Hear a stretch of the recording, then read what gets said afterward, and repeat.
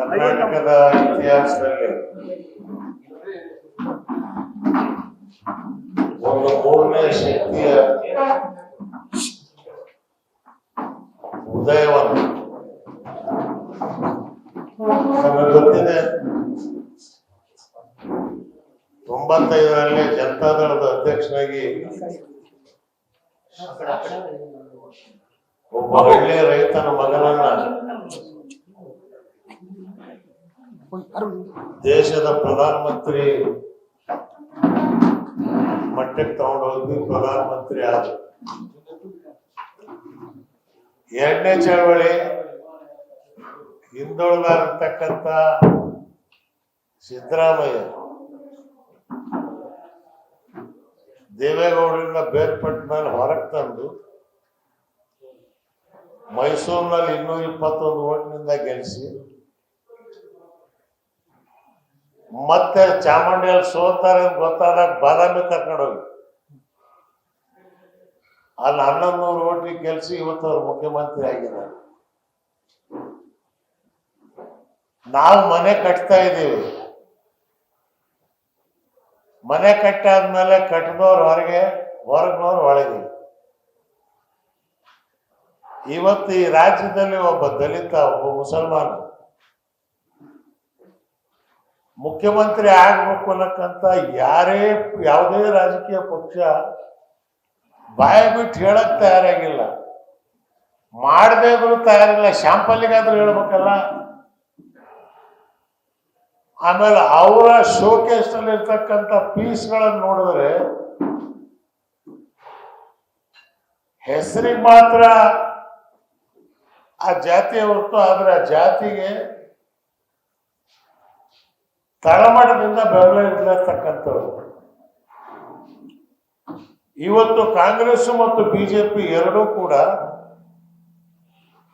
ಇವರು ಹಂಚ್ಕೊಂಡಂಗೆ ಕಾಣ್ತಾ ಇದೆ. 5 ವರ್ಷ ನನಗೆ, 5 ವರ್ಷ ನಿನಗೆ. ನೀನು ಹೊಡೆದಂಗೆ ಮಾಡು, ನಾನು ಹತ್ತಂಗೆ ಮಾಡ್ತೀನಿ. ಸಮರ್ಥವಾದಂತ ವಿರೋಧ ಪಕ್ಷನೂ ಇಲ್ಲ, ಸಮರ್ಥವಾದಂತ ಆಡಳಿತ ಪಕ್ಷನೂ ಇಲ್ಲ. ಈಗ ಆಡಳಿತ ಪಕ್ಷದಲ್ಲಿ ಮುಖ್ಯಮಂತ್ರಿ ಯಾರಾಗ್ಬೇಕು? ನಾನಾಗ್ಬೇಕಾ, ನೀನಾಗ್ಬೇಕಾ? ಕರ್ನಾಟಕದ ಮುಖ್ಯಮಂತ್ರಿ ಕುರ್ಚಿ ಪಾಂಚಾಲಿ ತರ ಆಗಿದೆ. ಯಾರ ಗಂಡ ಅಂತ ಹೇಳಕ್ ಆಗ್ತಾ ಇಲ್ಲ. 5 ಜನ ಗಂಡರು ಹೋಗ್ರಿ, ಹೈಕಮಾಂಡ್ ಅವ್ರು ಹೇಳ್ಬಿಟ್ರು ನೀನು ನೀನು ನೀನು ನೀನು. ಅದು ಈಗ ಪ್ರತಿನಿತ್ಯ ಪತ್ರಿಕೆಯಲ್ಲಿ ನಾವು ಓದಿದರೆ ವಿದ್ಯಾರಣ್ಯ ಸ್ವಾಮಿಗಳ ತಪಬಲದಿಂದ ಕಳೆದಂತ ಈ ಕನ್ನಡ ನಾಡಿನ ಪರಿಸ್ಥಿತಿ, ಹನುಮಂತಯ್ಯನವರು, ನಿಜಲಿಂಗಪ್ಪನವರು, ವೀರೇಂದ್ರ ಪಾಟೀಲ್, ದೇವರಾಜರ ಸಂತವರು ಮುಖ್ಯಮಂತ್ರಿ ಆಗಿದ್ದಂತ ಈ ನಾಡು ಇವತ್ತು ಕಂಗಾಲಾಗಿದೆ. ಆದ್ರಿಂದ ಇದನ್ನೆಲ್ಲ ನೋಡಿದಾಗ ನಾನು ಮತ್ತೆ ಪುನಃ ಕರ್ನಾಟಕ ರಾಜ್ಯದಲ್ಲಿ ರೈತರ ಪರವಾಗಿ, ದಲಿತರ ಪರವಾಗಿ, ಅಲ್ಪಸಂಖ್ಯಾತರ ಪರವಾಗಿ, ಹಿಂದುಳಿದವರ ಪರವಾಗಿ, ಮುಂದುವರೆದ ಜನಾಂಗದಲ್ಲಿ ಇರ್ತಕ್ಕಂಥ ಬಡವರ ಪರವಾಗಿ ಕೆಲಸ ಮಾಡ್ತಕ್ಕಂಥ ಒಂದು ತೃತೀಯ ಶಕ್ತಿ, ಶಿವನ 3ನೇ ಕಣ್ಣು ಕರ್ನಾಟಕ ರಾಜ್ಯದಲ್ಲಿ ಉದಯ ಆಗ್ತಕ್ಕಂಥದ್ದಕ್ಕೆ ಸಂಕಲ್ಪ ಮಾಡಿ ಈಗಾಗಲೇ 6 ತಿಂಗಳಿಂದ ರಾಜ್ಯಾದ್ಯಂತ ತಿರುಗಾಡಿ ಹೋರಾಟ ಮಾಡಿ, ಸಭೆಗಳನ್ನು ಮಾಡಿ, ನಮ್ಮದೇ ಆದಂತ ಪ್ರಣಾಳಿಕೆಯನ್ನು ಇದಂತ ಓದಿ ಯಾವುದೇ ರಾಜಕೀಯ ಪಕ್ಷ ಇಂಥ ಒಂದು ಪ್ರಣಾಳಿಕೆ, ಇಂಥ ಒಂದು ಗುರಿ ಇಟ್ಕೊಂಡು ಆ ಆಶೆಗಳನ್ನು ಈಡೇರಿಸ್ತಿರ್ತಕ್ಕಂಥ ಸಂಕಲ್ಪ ಇರ್ತಕ್ಕಂಥ ಪಕ್ಷ ಇವತ್ತಿಲ್ಲ. ಕಾಂಗ್ರೆಸ್ನವರಿಗೂ ಈ ಪ್ರಣಾಳಿಕೆ ಮಾಡೋಕ್ಕಾಗಲಿಲ್ಲ, ಬಿಜೆಪಿಯವರಿಗಂತೂ ಇಲ್ಲವೇ ಇಲ್ಲ. ಇದ್ರ ಕಾಪಿನ ಹಿಂದೆ ಯಾವ 1 ವರ್ಷದಿಂದ ಕೊಟ್ಟಿದ್ದೀವಿ, ಇವತ್ತು ನಿಮಗೆ ಕೊಡ್ತೀವಿ. ಇದ್ರಲ್ಲಿ ನಮ್ಮ ಐಕಾನ್ಗಳು ಬಾಬಾ ಸಾಹೇಬ್ ಅಂಬೇಡ್ಕರ್ ಅವರು, ಭಕ್ತ ಭಂಡಾರಿ ಬಸವಣ್ಣವರು, ರಾಷ್ಟ್ರಕವಿ ಪುಟ್ಟಪ್ಪನವರು, ವಾಲ್ಮೀಕಿಯವರು, ಕನಕದಾಸರು, ಶ್ರೀಮನ್ ಮಹಾರಾಜರು, ಟಿಪ್ಪು ಸುಲ್ತಾನ್ರು. ಇವತ್ತು ಕಾಂಗ್ರೆಸ್ ಸರ್ಕಾರ ಹೇಳಕ್ಕೆ ಅಲ್ಪಸಂಖ್ಯಾತರ ಪರವಾಗಿದ್ದೀವಿ ಅಂದ್ರೆ ಟಿಪ್ಪು ಸುಲ್ತಾನ್ ಹೆಸರು ಹೇಳೋದಕ್ಕೆ ಅವರಿಗೆ ಇವತ್ತಿನ ದಿವಸ ತಾಕತ್ತಿಲ್ಲ. ಇದನ್ನ ನಾನು ಯಾಕೆ ಹೇಳ್ತಾ ಇದ್ದೀನಿ ಅಂತ ಹೇಳಿದ್ರೆ, ಇವರ ಮನಸ್ಥಿತಿ, ಅಧಿಕಾರ ಒಂದೇ ಗುರಿ. ಈ ಹೋಳಿ 2.5 ವರ್ಷ ಆಗಿದೆ ನೀವು ಅಧಿಕಾರಕ್ಕೆ ಬಂದು. ಭಾಗ್ಯಗಳು ಬಿಟ್ರೆ ನೀರಾವರಿ ಯೋಜನೆ, ಒಂದು ಡ್ಯಾಮ್, ಒಂದು ಅಡಿ ಕಟ್ಟಕ್ಕೆ ನಿಮ್ ಕೈಲಿ ಆಗಲಿಲ್ಲ. ವಿದ್ಯುತ್ ಶಕ್ತಿ, ಕೈಗಾರಿಕೆ, ಕರ್ನಾಟಕದ ಪರಿಸ್ಥಿತಿ ಏನಾಗಿದೆ ಅಂತ ಹೇಳಿದ್ರೆ, ಹೊರದೇಶದಿಂದ ಬಂದವರು ದುಡ್ಡು ಕೊಡ್ತಾರೆ, ನಾವು ಕೈಗಾರಿಕೆ ಮಾಡ್ತೇವೆ. ಸೇಟು ಬಂದು ಕೊಡಬೇಕು. ಸೇಠ್ಜಿ ಬಂದು ದುಡ್ಡು ಕೊಟ್ರೆ ಇವತ್ತು ಕರ್ನಾಟಕ ದೇವದಾಸಿ ಪರಿಸ್ಥಿತಿ ತಂದಿಟ್ಟುಬಿಟ್ಟಿದ್ದಾರೆ. ನಮ್ಮನ್ನೆಲ್ಸಿರುವಂತ ಸಂಪನ್ಮೂಲ, ಕನ್ನಡ ಮಾತೆ ಬಂಜೆ ಅಲ್ಲ, ಬಂಗಾರ ಹುಟ್ಟತ್ತಿಲ್ಲಿ. 8 ಲಕ್ಷ 9 ಲಕ್ಷ ಕೋಟಿಯಷ್ಟು ಟ್ಯಾಕ್ಸ್ ಕಲೆಕ್ಟ್ ಮಾಡಬಹುದು. ನಾನು ಯೋಜನಾ ಆಯೋಗದ ಉಪಾಧ್ಯಕ್ಷನಾಗಿ 4 ವರ್ಷ ಕೆಲಸ ಮಾಡಿದ್ದೀನಿ. ಸಿದ್ದರಾಮಯ್ಯ ಚೇರ್ಮನ್ನು, ನಾನು ವೈಸ್ ಚೇರ್ಮನ್ನು.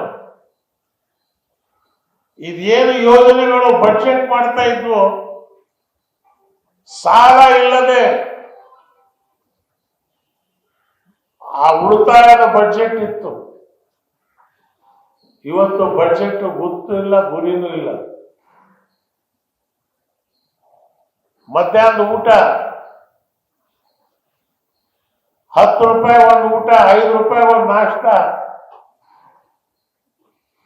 ಅಣ್ಣ ಕ್ಯಾಂಟೀನ್ ಅಂತ ಶುರು ಮಾಡಿ ಅಂತ ಹೇಳಿದ್ವಿ, ಅದನ್ನು ಇಂದಿರಾ ಕ್ಯಾಂಟೀನ್ ಅಂತ. ಅದು ನನ್ನ ಯೋಜನೆ. ನೀರಾವರಿಗಾಗಿ ಕೃಷ್ಣಾ ಮೇಲ್ಕಂಡೆ ಯೋಜನೆ, ಪೂರ್ಣವಾದಂತ ನೀರು ನಾವು ಉಪಯೋಗಿಸಬೇಕು. ನೀರು ಅಷ್ಟೇ ಅಲ್ಲ, ವಿದ್ಯುತ್ ಶಕ್ತಿ ಬರುತ್ತೆ. ಇದುವರೆಗೂ ಏನಿಲ್ಲ. ಅಪ್ಪರ ಭದ್ರ ಇದುವರೆಗೂ ಏನಿಲ್ಲ. ದುರ್ದೈವ, ಇವತ್ತು ರಾಜ್ಯದ ಮುಖ್ಯಮಂತ್ರಿಗಳಿಗೆ ಕುರ್ಚಿ ಗಲಾಟೆಯಲ್ಲಿ ಅವ್ರಿಗೆ ಮುಂದೇನು ಯೋಚನೆ ಮಾಡ್ತಕ್ಕಂಥದಕ್ಕೆ ಆಗ್ತಾ ಇಲ್ಲ. ಆದ್ರಿಂದ ಇವತ್ತು ನಾವು ವಿಧಿ ಇಲ್ಲದೆ, ನಮ್ಮ ಗುರಿ ಸ್ಪಷ್ಟ. ನಾವು ಇದನ್ನು ಹೇಳಿದ್ದೇವೆ. ನಾಳೆ 14ನೇ ತಾರೀಕು ಗುಲ್ಬರ್ಗದಲ್ಲಿ ಒಂದು ಸಭೆ ಕರೆದಿದ್ದೇವೆ. ಬೀದರು, ರಾಯಚೂರು, ಯಾದಗಿರಿ, ಬಳ್ಳಾರಿ, ಬಿಜಾಪುರ, ಬಾಗಲಕೋಟೆ 5 ಜಿಲ್ಲೆಗಳ ಒಂದು ಸಭೆ ನಾಳೆ 11 ಗಂಟೆಗೆ ಸೇರುತ್ತೆ. ಸುಮಾರು 400 ಜನ ಮುಖಂಡರು ಆ ಸಭೆಯಲ್ಲಿ ಭಾಗವಹಿಸ್ತಾರೆ. ಇದು ಪ್ರಥಮ ಬಾರಿಗೆ ಕರ್ನಾಟಕ ರಾಜ್ಯದಲ್ಲಿ ಇವತ್ತು ನಾವು ಮಾಡಬೇಕು ಅಂತೇಳಿ ಹೊರಟಿದ್ದೇವೆ. ಮಾಧ್ಯಮ ನಿಮ್ಮ ಸಹಕಾರನೇ ನಮಗೆ ದೊಡ್ಡದು. ನಮ್ಮ ಹತ್ರ ದುಡ್ಡಿಲ್ಲ, ನನಗೆ ಗೊತ್ತಿದೆ. ಮಹಾತ್ಮ ಗಾಂಧಿಗೆ ತಂದು ಎಲೆಕ್ಷನ್ ನಿಲ್ಲಿಸಿದ್ರು 25 ಕೋಟಿ ರೂಪಾಯಿ ಬೇಕು. ನಮ್ಮಲ್ಲಿ ದುಡ್ಡಿಲ್ಲ, ಕಾಸಿಲ್ಲ.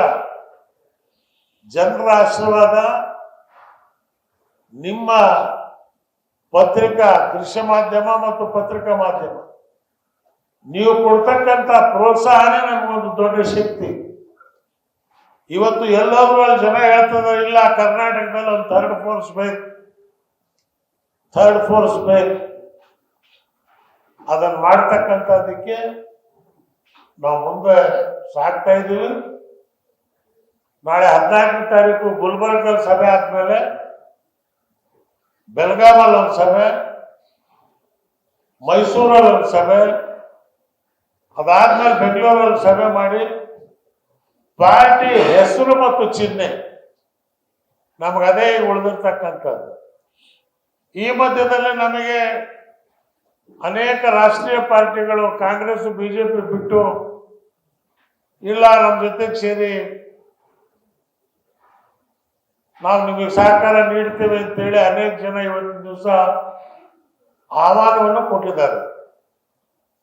ಕರ್ನಾಟಕದ ದೃಷ್ಟಿಯಿಂದ, ಈ ನಾಡಿನ ಜನತೆಯ ದೃಷ್ಟಿಯಿಂದ ಏನು ಉತ್ತಮ ಅಂತೇಳಿ ನಾವು ಮುಂದೆ ತೀರ್ಮಾನ ತಗೋತೇವೆ. ಅದಕ್ಕೆ ತಮ್ಮೆಲ್ಲರ ಸಹಕಾರ ಸಹಾಯ ಬೇಕು. ಕಾಂಗ್ರೆಸ್ನಲ್ಲಿ ಇರ್ತಕ್ಕಂಥವ್ರು ಅನೇಕ ಜನ, ಬಿಜೆಪಿಯಲ್ಲಿ ಇರ್ತಕ್ಕಂಥವ್ರು ಅನೇಕ ಜನ, JDS ನಲ್ಲಿ ಇರ್ತಕ್ಕಂಥವ್ರು ಅನೇಕ ಜನ ಈಗ ನನ್ನ ಸಂಪರ್ಕದಲ್ಲಿದ್ದಾರೆ. ನೀವು ಪಾರ್ಟಿ ಹೆಸರು ಹೇಳಿ ಚಿಹ್ನೆ ಡಿಕ್ಲೇರ್ ಮಾಡಿ ನಾವೆಲ್ಲ ಬರಕ್ ತಯಾರಾಗಿದ್ದೀವಿ ಅನ್ನಕ್ಕಂತ ಉತ್ತಮವಾದಂಥವ್ರು. ಸುಮ್ಮನೆ ಪಕ್ಷ ಕಟ್ಟಬೇಕು ಅಂತಂತೇಳಿ ನೀತಿ ನಿಯಮ ಇಲ್ದಿರ್ತಕ್ಕಂಥ ಸಜ್ಜನರು ಇಲ್ದಿರ್ತಕ್ಕಂಥವ್ರಲ್ಲ. ಅದಕ್ಕೆ ನಾನು ಹೇಳಿದೆ, ಇದು ಬಸವಣ್ಣನವರ ಪಾರ್ಟಿ. ಸಾರ ಸಜ್ಜನರ ಸಂಘ ಮಾಡುವುದು ದುರದುರ್ಜನರ ಸಂಘ ಬೇಡವಯ್ಯ, ಹಾವು ಹಾವಾದರೇನು ವಿಷವನ್ನೇ ಅಂತವರ ಸಂಘ ಬೇಡವಯ್ಯ. ಈ ಸಿದ್ಧಾಂತದ ಮೇಲೆ ಸೇವೆ ಮಾಡಬೇಕು ಅಂತ ಹೇಳಿದ್ರು ಕೂಡ ಒಲವಿರಬೇಕು, ಸಂಕಲ್ಪ ಇರಬೇಕು. ಆದ್ರೆ ಇವತ್ತಿನ ಸರ್ಕಾರಕ್ಕೆ ಒಲವು ಇಲ್ಲ, ಸಂಪರ್ಕನೂ ಇಲ್ಲ. ಮತ್ತಲ್ಲೇ ಬಸವಣ್ಣ ಹೇಳ್ತಾನೆ, ಒಲವಿಲ್ಲದ ಪೂಜೆ ನೇಯವಿಲ್ಲದ ಮಾಟ. ಆ ಪೂಜೆಯು ಆ ಮಾಟವು ಚಿತ್ರದೊಳಗಿನ ರೂಹು ಕಾಣಿರಣ್ಣ, ಚಿತ್ರದೊಳಗಿನ ಕಬ್ಬು ಕಾಣಿರಣ್ಣ. ಅಪ್ಪಿದರೆ ಫಲವಿಲ್ಲ, ಮೆಲ್ಲಿದರೆ ರುಚಿ ಇಲ್ಲ ಕೂಡಲ ಸಂಗುದೇವ. ಬಸವಣ್ಣ ಹುಟ್ಟಿದಂತ ಈ ನಾಡು,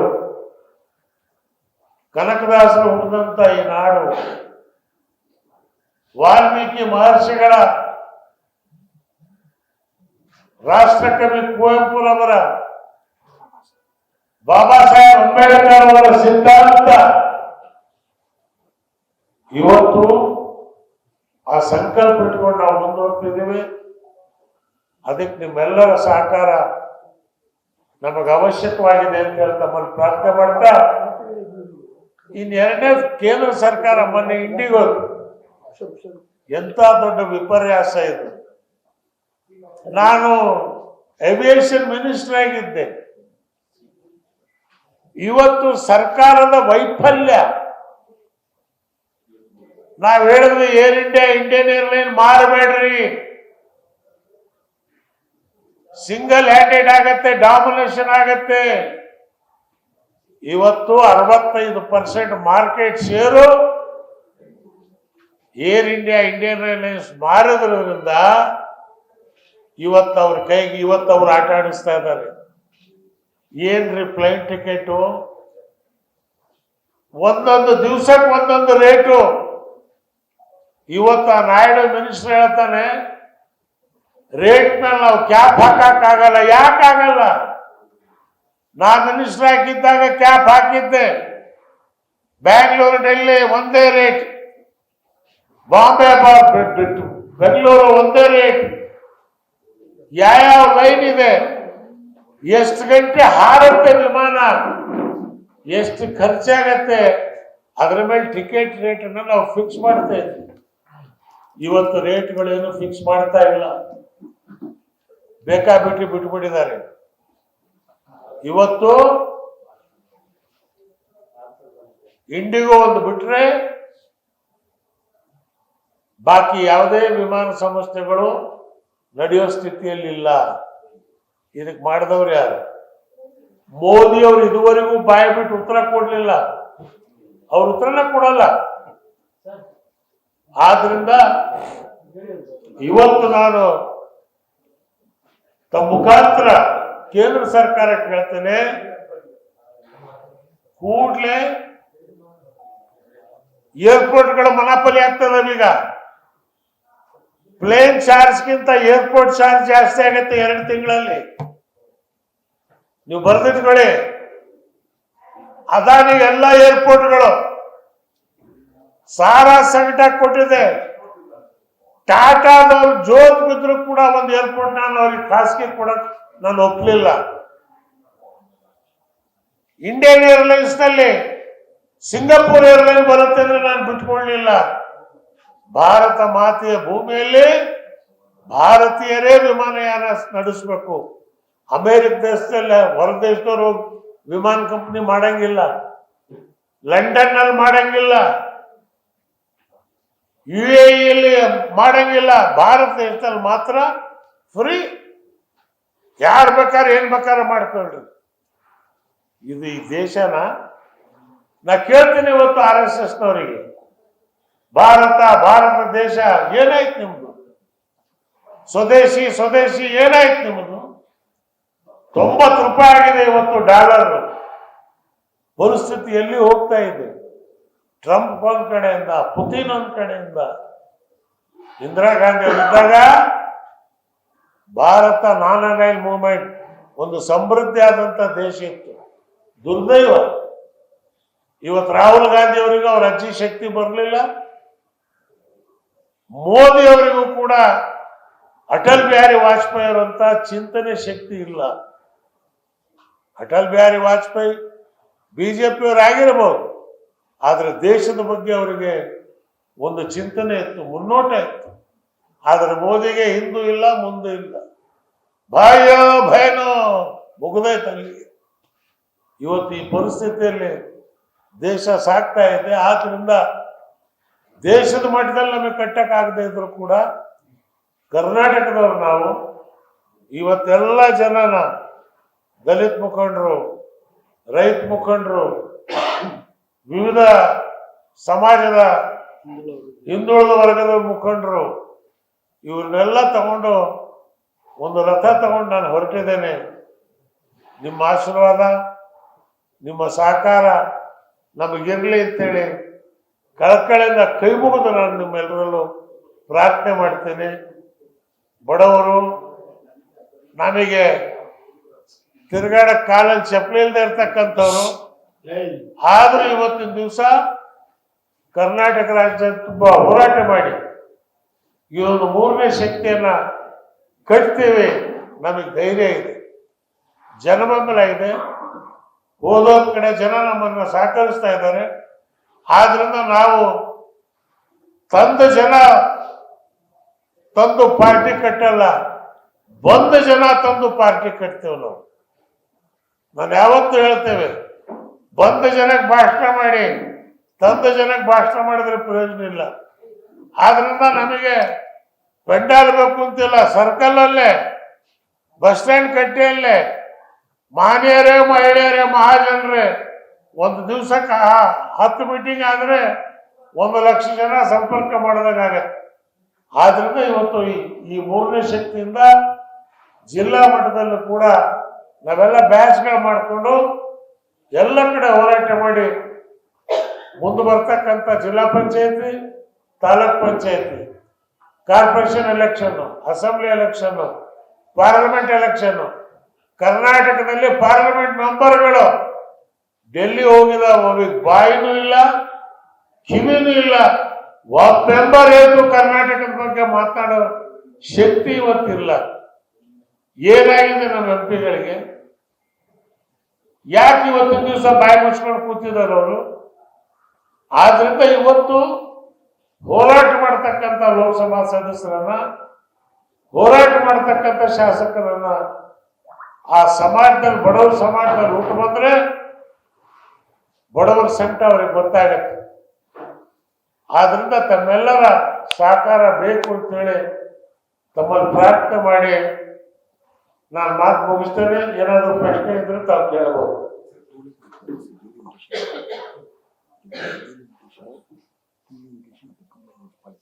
ಸರ್, ಈಗ ತಾವು ಈ ಹಿಂದೆನೆ ಹೇಳಿದ್ರಿ ತಮ್ಮ ಏನು ಸುದೀರ್ಘ ರಾಜಕಾರಣದಲ್ಲಿ ಕರ್ನಾಟಕದಲ್ಲಿ 3ನೇ ಶಕ್ತಿ ಅಥವಾ ಪ್ರಾದೇಶಿಕ ಪಕ್ಷಗಳಿಗೆ ನೆಲೆ ಇಲ್ಲ, ಅಂದ್ರೆ ದ್ರಾವಿಡ ಆಗಿರೋದು ಅಕ್ಕಪಕ್ಕದೊಂದೇ ಇಲ್ಲಿ ಆಗಲ್ಲ ಅಂತ.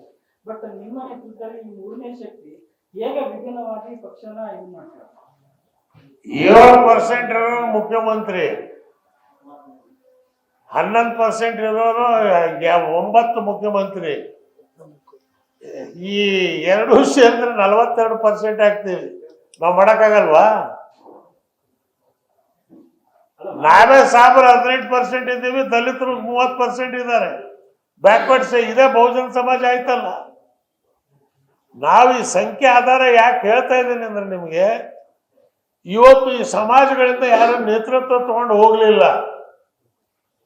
ಇವತ್ತು ಆ ಸಮಾಜದ ಜನ ನೇತೃತ್ವ ತಗೊಂಡು ಹೋಗ್ತಾ ಇದೆ.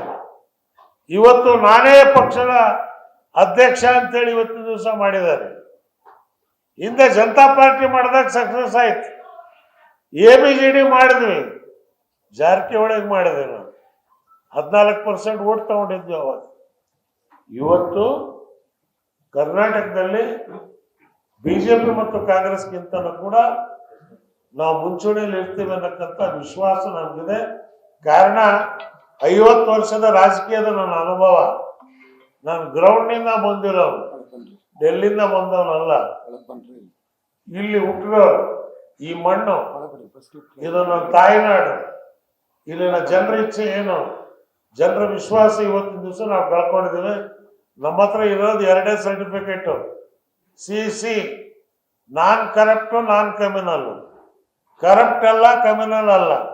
50 ವರ್ಷದ ನನ್ನ ರಾಜಕಾರಣ ಜೀವನದಲ್ಲಿ ಒಂದು ಕಪ್ಪು ಚಿಕ್ಕಿ ಅಂತ ತಪ್ಪು ಮಾಡಿದೆ ಅಂತೇಳಿ ಕೇಂದ್ರದ ಮಂತ್ರಿ ಆಗಿದ್ದೆ, ರಾಜ್ಯದ ಮಂತ್ರಿ ಆಗಿದ್ದೆ. ಇದುವರೆಗೂ ಕೂಡ ಜನರ ಆಶೀರ್ವಾದದಿಂದ ಕನ್ನಡ ನಾಡಿನ ಹೆಸರನ್ನು ಉಳಿಸ್ಕೊಂಡು ಬಂದಿದ್ದೀವಿ ಹೊರತು ಯಾವುದೇ ಒಂದು ಅಪವಾದನೆ ಹೊತ್ಕೊಂಡು ಇವತ್ತಿನ ದಿವಸ ನಾವು ರಾಜಕಾರಣ ಮಾಡಲ್ಲ. ಹಾಗಾಗಿ CBIನೂ ಬಂದಿಲ್ಲ, EDನೂ ಬಂದಿಲ್ಲ, ಇನ್ಕಮ್ ಟ್ಯಾಕ್ಸು ಬರಲಿಲ್ಲ. ಈ ಪಾರ್ಟಿ ಮಾಡಿದ್ಮೇಲೆ ಮುಂದೆ ಬರ್ತಾರಲ್ಲ ನನಗೆ ಗೊತ್ತಿಲ್ಲ. ಆದರೆ ಇದುವರೆಗೆ ನಾವು ಸ್ವಚ್ಛತೆಯಿಂದ ಯಾವುದೇ ಕೇಸ್ ಇಲ್ಲದೇನೆ ಎಲ್ಲರೂ ತನಗಾಗಿ ತಾನು ಎಲ್ಲರಿಗಾಗಿ, ಇದು ಸಹಕಾರದ ತತ್ವ. ಈ ತತ್ವವನ್ನು ಇಟ್ಕೊಂಡು ನಾವು ಮುಂದುವರಿತಾ ಇದ್ದೀವಿ.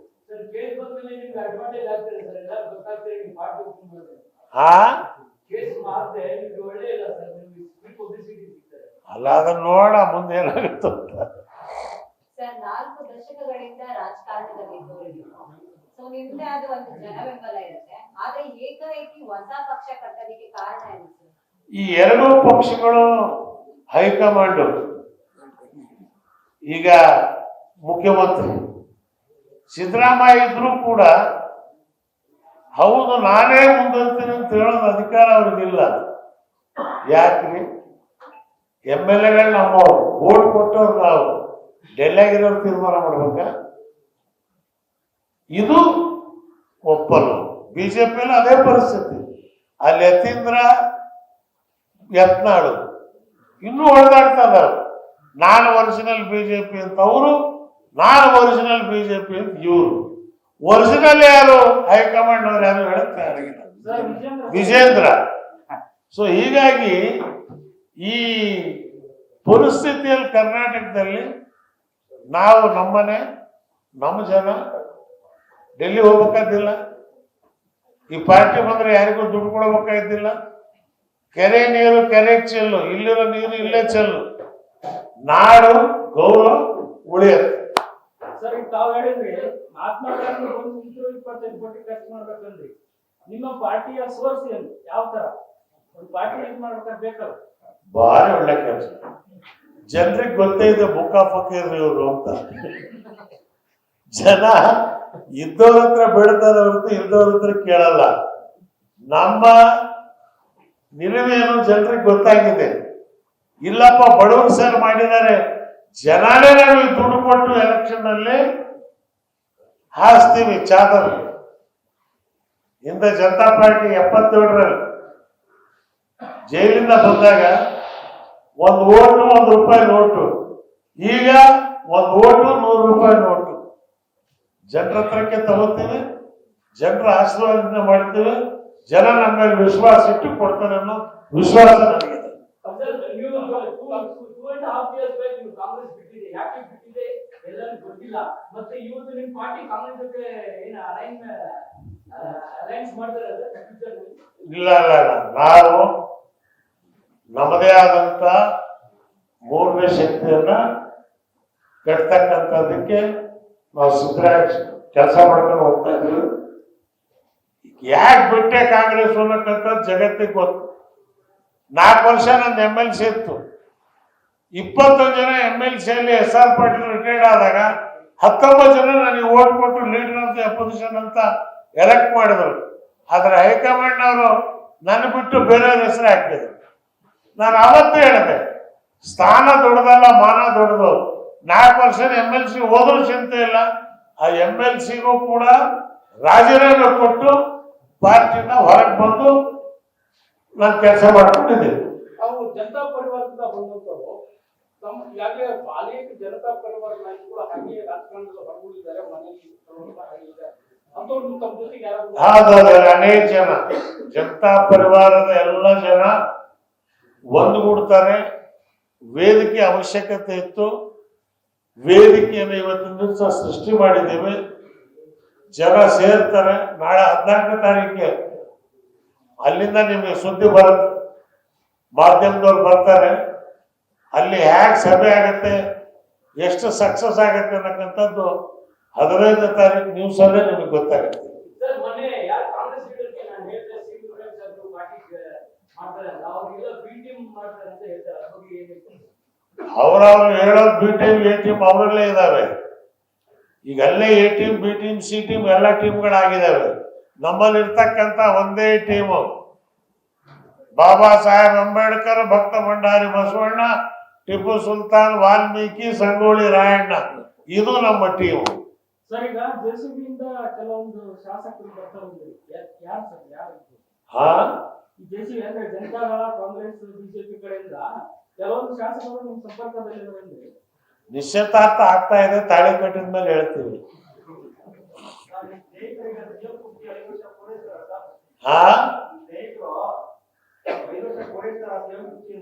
ಅವರಿಗೆ ಗ್ಯಾರಂಟಿ ಇಲ್ಲ. ಅದಕ್ಕೆ ನಾನು ಹೇಳಿದ್ದು, ಇದು ಮಾಡಬಾರ್ದು. ಹೈಕಮಾಂಡ್ನವರು ಬಾಯ್ ಬಿಟ್ಟು ಹೇಳಬೇಕು, ಎಸ್ ಆರ್ ನೋ. ಎಷ್ಟು ದಿವಸ ಇದು?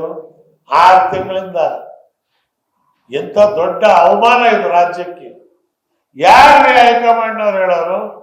ಇವತ್ತು ಸಿದ್ದರಾಮಯ್ಯ ನಾನು ಹೇಳ್ತೇನೆ, ನೀವು ಹಿಂದುಳಿದ 5 ನಾಯಕರು ಧೈರ್ಯ ಮಾಡಿ ಹೇಳಿ, ನಾನೇ ಮುಖ್ಯಮಂತ್ರಿ 5 ವರ್ಷಕ್ಕೆ ಅಂತ.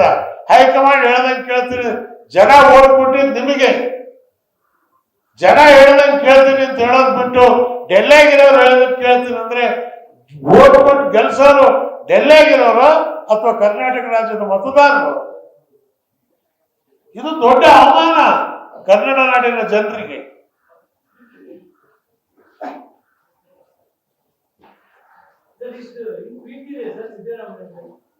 ಪ್ರೀತಿ ಯಾಕಿಲ್ಲ? ನನಗೆ ಸಿದ್ದರಾಮಯ್ಯವ್ರ ಮೇಲೂ ಪ್ರೀತಿ ಇದೆ, ಅದ್ವಾನಿಯವ್ರ ಮೇಲೂ ಪ್ರೀತಿ ಇದೆ, ಶಿವಕುಮಾರ್ ಮೇಲೇನೂ ಪ್ರೀತಿ ಇದೆ. ಪ್ರೀತಿಗೂ ರಾಜಕಾರಣಕ್ಕೂ ಸಂಬಂಧ ಇಲ್ಲ. ರಾಜಕಾರಣ ಸಿದ್ಧಾಂತದ ಮೇಲೆ, ರಾಜಕಾರಣ ರಾಜ್ಯದ ಹೆಸರು ಉಳಿಸೋದಕ್ಕೋಸ್ಕರವಾಗಿ. ಆದ್ರಿಂದ ಇದ್ರಲ್ಲಿ ನಾವು ಸ್ಪಷ್ಟವಾಗಿದ್ದೀವಿ. ಸರ್, ಸಿದ್ದರಾಮಯ್ಯನವರು ಹೆಲಿಕಾಪ್ಟರ್ ಓಡಾಡ್ತಿದ್ರ ಮಜಾವಾದ ರಾಜಕಾರಣ ಮಾಡ್ತಾ ಇದ್ದಾರೆ, 37-40 ಕೋಟಿ ಆಗಿದೆ ಅಂತ ವಿರೋಧ ಪಕ್ಷರು ಆರೋಪ ಮಾಡ್ತಾರೆ. ಎಲ್ಲ ಈ ಯಡಿಯೂರಪ್ಪ ಇದ್ದಾಗ ತಿರುಗಾಡಿಲ್ವೇ? ಅದಕ್ಕೆ ಹೇಳೋದು, ಈ ಪ್ರಣಾಳಿಕೆಯಲ್ಲಿ ನಾವು ಹೇಳಿದ್ದೀವಿ, ಹೆಲಿಕಾಪ್ಟರ್ಗಳು, ರಂಗರಂಗಿನ ರಾಜಕೀಯ. ನಮ್ಮ budget village based, stock exchange based budget ಅಲ್ಲ. ನಮ್ಮ ಬಜೆಟ್ ರೈತನ ಆರ್ಥಿಕತೆ ಮೇಲೆ ಬೇಸ್ಡ್ ಆಗಿರ್ತಕ್ಕಂಥ ಬಜೆಟ್. ಇದನ್ನ ನಾವು ನಮ್ಮ ಪ್ರಣಾಳಿಕೆಯಲ್ಲೇ ಇದನ್ನು ಸ್ಪಷ್ಟವಾಗಿ ಹೇಳಿದ್ರು. ಸಿಎಂ ಇಬ್ರಾಹಿಂ ಬಾಟ್ ಬಿದ್ದರೆ ಜನ ಚಪ್ಪಳೆ ಹೊಡಿತಾರೆ, ಕೂಗ್ತಾರೆ. ಆದ್ರೆ ಅದೇ ರೀತಿಯಲ್ಲಿ ಸಿಎಂ ಇಬ್ರಾಹಿಂ ಜೊತೆ ಜನ ಬರ್ತಾರ? ಈ ಜನ ಗೆದ್ರಲ್ಲ, ಯಾರು ನೋಡಿ ಗೆಲ್ಸಿದ್ದು? ಈಗ ಇವರೆಲ್ಲ ಗೆದ್ರಲ್ಲ, ಯಾರಿಗೆ ನೋಡ ಜನ ಸೇರ್ತಿದ್ರು? ನಾನು ಯಾವತ್ತೂ ಕ್ಷೇತ್ರ ರಾಜಕಾರಣ ಮಾಡಲಿಲ್ಲ, ರಾಜ್ಯ ರಾಜಕಾರಣ ಮಾಡಿದ್ದೆ. ಇವಾಗ ಸಿದ್ದರಾಮಯ್ಯನವರಿಗೆ ಕೇಳಿ, ಅವರೇ ಹೇಳಿದ್ರು ಬಾದಾಮಿ ಎಲೆಕ್ಷನ್ ನಾನಲ್ಲ ಇಬ್ರಾಹಿಂ ಮಾಡಿದ್ದು, ಅವ್ರಿಗೆ ಕೇಳಿ ಅಂತ. ಸ್ಪಷ್ಟನ ಅವರೇ ಒಪ್ಕೊಂಡು. ರಾಮನಗರದಲ್ಲಿ ದೇವೇಗೌಡರು ಶಿವಕುಮಾರ್ ಮೇಲೆ ನಿಂತಾಗ ಪಾರ್ಲಿಮೆಂಟ್ರಿಗೆ ಎಲೆಕ್ಷನ್ ಮಾಡಿದ್ರು ನಾವು. 95ರಲ್ಲಿ ನಾವು ರಾಮನಗರಕ್ಕೆ ನಿಂತಾಗ ಅಸೆಂಬ್ಲಿ ಎಲೆಕ್ಷನ್ ಮಾಡಿದ್ರು ನಾವು. ಇವತ್ತು ಜನರ ವಿಶ್ವಾಸ ಇದೆ. ನಾನು ಹೇಳಿದ್ನಲ್ಲ, ನನ್ನ ದೊಡ್ಡ ಬಂಡವಾಳ ಜನರ ಆಶೀರ್ವಾದ, ಜಾತಿ ಇಲ್ಲ ನನಗೆ. ಅದನ್ನೇ ಕಾಪಾಡ್ಕೊಂಡು ಬಂದಿದೆ. ಈಗೆಲ್ಲ ಸೇರಿದೆ ನಾವು. ಮುನಿಯಪ್ಪ, ಮಾಸದ ಮುನಿಯಪ್ಪ, ಮೋಹನ್, ಎಲ್ಲರೂ ನೋಡಿ, ಕೋಟಹಳ್ಳಿ ಚಂದ್ರಶೇಖರ್, ಬಸವರಾಜ್ XMLA ಎಲ್ಲ ವಿವಿಧ ಜಾತಿಯವರು. ಆದ್ರೆ ಇವರು ನೆಲಮಟ್ಟದಿಂದ ಬಂದಿರ್ತಕ್ಕಂಥವ್ರು, ದಲಿತ ಶೋಷಿತರು. ಯಾರಿಗೆ ಹೋಟ್ಲಿಗೆ ಹೋದ್ರೆ ಗ್ಲಾಸಲ್ಲಿ ಟೀ ಕೊಡ್ತಿರ್ಲಿಲ್ವೋ, ಯಾರಿಗೆ ದೇವಸ್ಥಾನದ ಒಳಗಡೆ ಬಿಡ್ತಿರ್ಲಿಲ್ವೋ, ಆ ಸಮುದಾಯಕ್ಕೆ ಸೇರಿರ್ತಕ್ಕಂಥ ಜನ ಇವತ್ತು ಎದ್ದು ಹೊರಟಿದ್ದೇವೆ ನಾವು. ವಾಲ್ಮೀಕಿ ಇವತ್ತು ಎಲ್ರಿಗೂ ರಾಮಾಯಣ ಬೇಕಾದ್ರೆ ವಾಲ್ಮೀಕಿ ಬೇಡ. ಈ ಪರಿಸ್ಥಿತಿಯಲ್ಲಿ ಇವತ್ತು ರಾಜ್ಯ ಇದೆ. ಇದನ್ನ ಬಸವಣ್ಣವ್ರು ಏನೊಂದು ಕ್ರಾಂತಿ ಮಾಡಿದ್ರು, ಅದೇ ಕ್ರಾಂತಿಯನ್ನ ಪುನರ್ ಇವತ್ತು ನಾವು ಕರ್ನಾಟಕದಲ್ಲಿ ಮಾಡ್ತೇವೆ. ಆ ವಿಶ್ವಾಸ ನಮಗಿದೆ.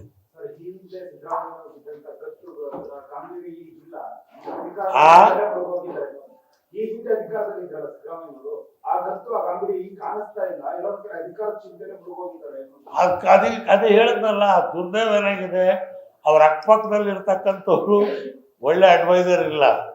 ನಾವ್ ಹಿಂದೆ ಇರ್ತಿದ್ವಿ, ತುಂಬ್ತಾ ಇದ್ವಿ ಗ್ಯಾಸ್ ಅಂತೇಳಿ ಎದ್ದಿದ್ದೋಳು. ಈಗ ಅವ್ರಿಗೆ ಏನಾಗಿದೆ, ಮುಂದೆ ಗುರಿ ಇಲ್ಲ, ಹಿಂದೆ ಗುರು ಇಲ್ಲ. ಸುಮ್ಮನೆ ಸೇರೇನೋ ನಡೀಬೇಕು, ನಡೆಸ್ಕೊಂಡು ಹೋಗ್ತಾ ಇದೆ. ಇವತ್ತು ಸಿದ್ದರಾಮಯ್ಯನವ್ರಿಗೆ ನಾ ಹೇಳ್ತೀನಿ, ಆ ಹಿಂದಿನ ಗಂತನ್ನು ತಕ್ಕೊಳ್ಳಿ, ಎದ್ದೇಳಿ. ನಿಮ್ಮ ಗೌರವ ಅಲ್ಲ, ಇದು ಕರ್ನಾಟಕದ ಗೌರವ.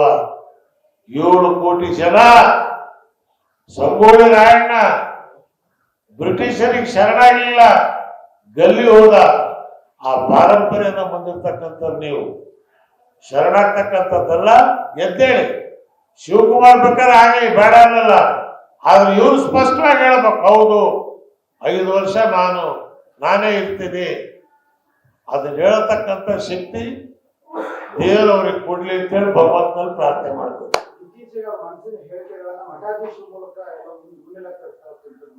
ಬೇಕಾಗೇ ಇಲ್ಲ ಮಠಾಧೀಶರ ಮೂಲಕ ಡೈರೆಕ್ಟ್ ಆಗಿ ಹೇಳಿ. ಯಾಕೆ ಬೇಕು? ನಾವಿನ್ನೇ ಡೈರೆಕ್ಟ್ ಆಗಿ ಹೇಳ್ತಾ ಇಲ್ವೇ?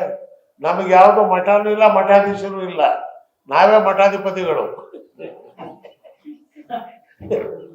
ಹಾಗಾಗಿ ನಾವ್ ಯಾರು ಹಿಡಿತದಲ್ಲೂ ಇಲ್ಲ. ಚಿಂತನೆ ಮಾಡ್ತಕ್ಕಂಥ ನಾವು ಇದೇ ಆ ಚಿಂತನೆಯಲ್ಲಿ ಇದ್ದೀವಿ. ಸರ್, ಸಿಎಂ ಇಬ್ರಾಹಿಂ ಅವರು ಇಷ್ಟೊಂದು ಪೊಟೆನ್ಶಿಯಲ್ ಇರೋ ರಾಜಕಾರಣಿ, ಅಥವಾ ದೇವೇಗೌಡ ಎಲೆಕ್ಷನ್ ನಲ್ಲಿ, ಸಿದ್ದರಾಮಯ್ಯ ಎಲೆಕ್ಷನ್ ತಮ್ಮ ಪೊಟೆನ್ಶಿಯಲ್ ತೋರಿಸಿದೆ.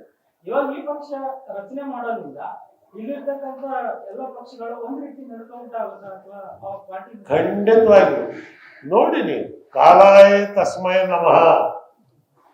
ಆ ಸಮಯ ಬರುತ್ತೆ, ನಿಮಗೆ ಜನ ನಿಮ್ಮಿಂದ ಬರ್ತಾರೆ, ಆ ಶಕ್ತಿ ಕೂಡುತ್ತೆ. Thank you.